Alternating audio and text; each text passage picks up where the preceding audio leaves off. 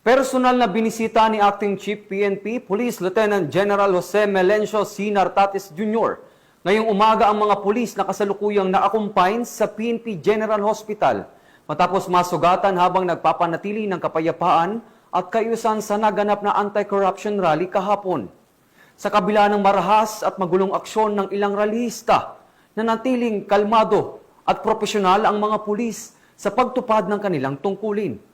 Ipinaabot ni Police Lieutenant General Nartates ang kanyang taus-pusong pasasalamat at pag-aalala sa mga sugatang pulis. Pinuri ang kanilang katapangan at dedikasyon at tiniyak na pinahalagahan ng pamunuan ng PNP ang kanilang sakripisyo at serbisyo para sa bayan.